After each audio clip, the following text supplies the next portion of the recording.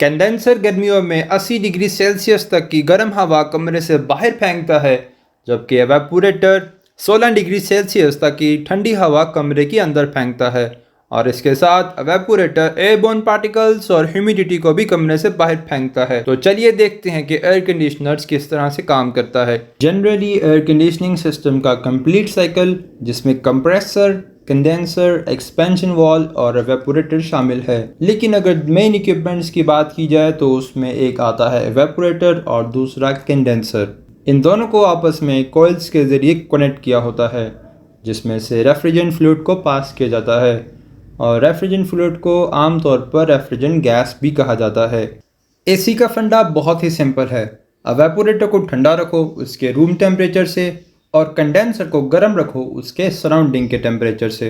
Let's dig into some more details. इस fundamental principle के साथ refrigerant fluid air conditioning system के सब पाइप से गुजरता है और इवेपोरेटर में से रेफ्रिजरेंट फ्लूइड कमरे के अंदर की हीट को अब्जॉर्ब कर लेता है और कंडेंसर की मदद से इसको सराउंडिंग में फेंक देता है।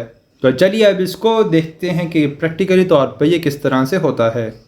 रेफ्रिजरेंट फ्लूइड एक ख़ास तरह का फ्लूइड होता है जो कि अपनी स्टेट को लिक्विड और गैस में तब्दील कर लेता है, क्योंकि इसका बॉइलिंग पॉइंट बहुत ही लो होता है। इस प्रिंसिपल को अप्लाई करने के लिए दो कंपोनेंट का होना लाजमी है, एक एक्सपेंशन वाल्व और दूसरा कंप्रेसर। एक्सपेंशन वाल्व इवेपोरेटर में से रेफ्रिजरेंट फ्लूइड के फ्लो को रेगुलेट करने के लिए इस्तेमाल होता है। लो प्रेशर, लो टेम्परेचर और लिक्विड वेपर का मिक्सचर होता है।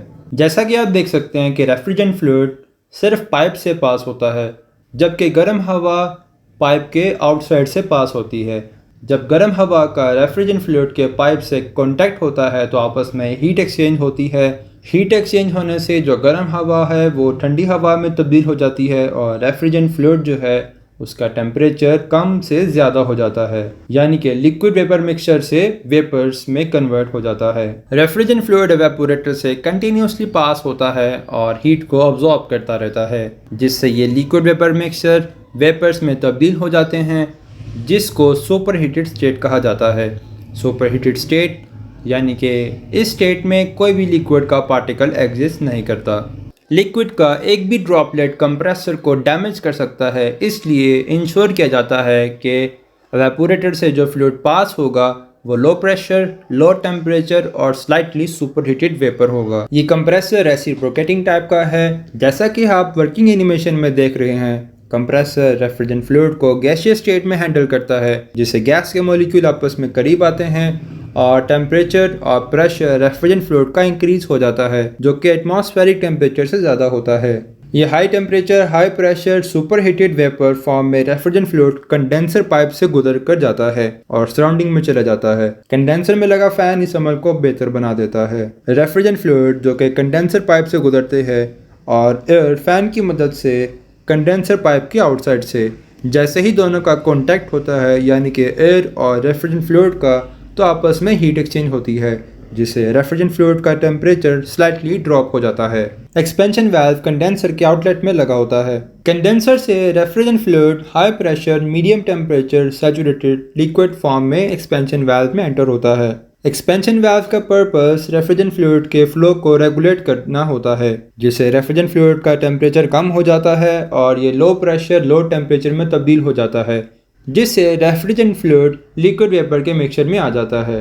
रेफ्रिजरेंट फ्लूइड का हाई फ्लो एवेपोरेटर और कंप्रेसर को डैमेज कर सकता है, जबकि इसका लो फ्लो कूलिंग डिमांड को।